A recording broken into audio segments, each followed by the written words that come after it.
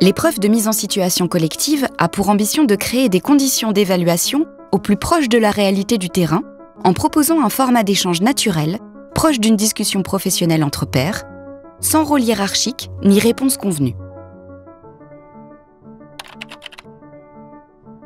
L'objectif de l'épreuve est simple: évaluer la capacité des candidates et candidats à mobiliser les compétences que doit posséder tout cadre supérieur pour favoriser le dialogue et agir au service de la collectivité dans un environnement en constante évolution.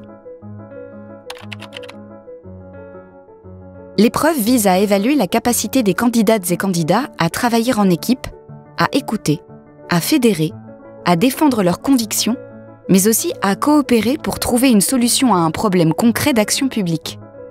Les candidates et candidats doivent ainsi être ouverts sur leur environnement, savoir innover et comprendre les sensibilités diverses qui peuvent s'exprimer pour parvenir à une prise de décision concertée. Les candidates et candidats sont convoqués par demi-journée et répartis de façon aléatoire dans des groupes composés généralement de 3 à 5 personnes. Un sujet est soumis simultanément à l'ensemble du groupe. L'épreuve se déroule en 2 temps. Le premier temps prend la forme d'une réflexion collective qui porte sur la résolution d'une situation professionnelle concrète et nécessite une prise de décision ou le choix d'une orientation. Les candidates et candidats organisent librement leurs échanges et leurs travaux dans un contexte non hiérarchique. Ce premier temps dure au moins 20 minutes. Le second prend la forme d'un entretien individuel. Chaque candidat échange avec un membre du jury. Ces entretiens se déroulent simultanément pour l'ensemble du groupe et durent 10 minutes.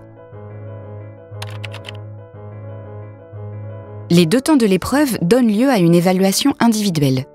Le temps collectif permet notamment d'évaluer les capacités des candidates et candidats à interagir avec leurs pairs, à participer à un débat constructif et à se positionner au sein d'un groupe sans chercher à écarter les désaccords ni à forcer le consensus. Le temps individuel permet notamment d'analyser la dynamique des échanges, le fonctionnement du groupe, sa contribution individuelle et la pertinence de la solution collective proposée. L'épreuve de mise en situation collective permet à chaque candidate et candidat de mobiliser ses compétences relationnelles dans un contexte professionnel.